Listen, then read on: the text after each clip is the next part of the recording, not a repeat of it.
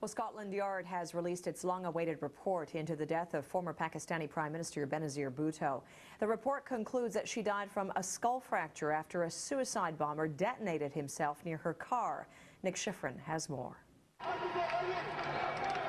She was killed 2 days after Christmas, the fourth member of her family to be assassinated. Today's report concludes that Benazir Bhutto died when she hit her head after the bomb exploded, not, as her family insists, from gunshot wounds.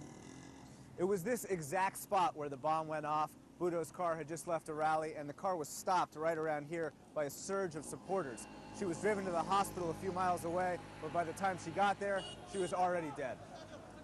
The report found there was a single attacker and echoes the official Pakistan version of events. The chief investigator today read excerpts to reporters. Mrs. Bhutto's only apparent injury was a major trauma to the right side of the head. The Scotland Yard team used x-rays of her head taken after the incident, but there was no autopsy and the crime scene was hosed down, so her party maintains that Scotland Yard got it wrong. The government of Pakistan has been constantly muddying the waters on this investigation, creating deliberate confusion. Unfortunate. The report was released 40 days after Bhutto's death, the end of the official mourning period. Her husband promises to start campaigning this weekend in his wife's name. But this is the deadliest time in Pakistan in 60 years, and people are afraid to attend rallies. One thing the report does not mention: who killed Bhutto. The government blames the same militants who have launched 60 suicide attacks in just the last year. Militants who are still trying to derail the elections, which are now just 10 days away. Nick Schifrin, ABC News, Islamabad, Pakistan. And joining us with more on this is Saira Yamin. She's with the Institute for Conflict Analysis and Resolution at George Mason University, and also she teaches at the Department of Defense and Strategic Studies at Qaid-e-Azam University in Pakistan. Ms. Yamin, how surprised do you think people in Pakistan are that Scotland Yard investigators now say it was indeed, as the government of Pakistan initially said, a head injury that killed Bhutto, not a bullet? Well, you see, it's the PPP which, of course, is taken most by a surprise, because they were adamant that she was killed by bullet injury rather than the impact of the bomb explosion. And the Scotland Yard report, of course, resonates with the government's official account, but it essentially is only establishing the cause and the circumstances of her death. They're not really indicating who are the perpetrators or the sponsors of her assassination. Right, and also, I mean, Scotland Yard investigators also say that they couldn't conclusively say it wasn't a bullet that hit her neck or upper torso, perhaps, because, as they say, they were working with limited evidence, right? The crime scene, as we heard in that report just minutes ago, was hosed down moments after the attack. There was no autopsy allowed either, so that certainly factors into the findings for many people, I'm sure. Well, that's true, but at the same time, the Scotland Yard is maintaining that they did have enough evidence to draw reliable conclusions. Of course, people will continue to speculate, although I feel there's no reason really for Scotland Yard to side with the government of Pakistan and prepare a report that is favorable to them.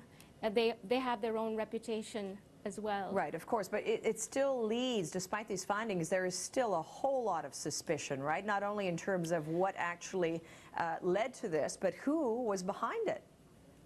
Yes, that's true, but unfortunately, even if she had been killed by a gunshot wound, which, apparently the assassin had shot at her, I don't know how we would know who really killed her. What we really need to find out at this point in time is who was the one who benefited the most from her assassination, who had the most to gain. And right now, people in Pakistan are so confused, they're in shock, they're traumatized, they're pointing fingers at everyone. People have even, people have even suggested that Benazir Bhutto's husband, Asif Zardari, had the most to gain.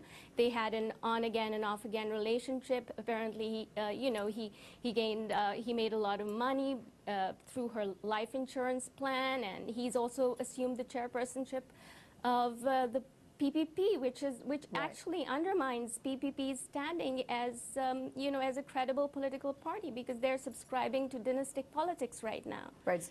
It's certainly a complicated political landscape, certainly. But let me ask you, because yesterday Pakistan police did arrest 2 people that they believe were connected to this assassination, and also several teenagers have come forward saying they were involved in some sort of plot?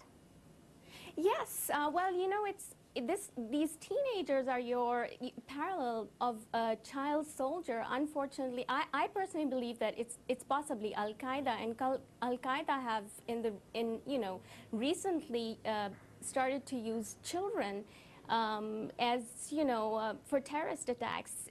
Even in Iraq, recently there was footage of children in a propaganda movie released by Al-Qaeda, in which children, were used as terrorists. They were being trained as terrorists. They were masked. So it's very unfortunate. You know, the people of Pakistan are illiterate. They're impoverished.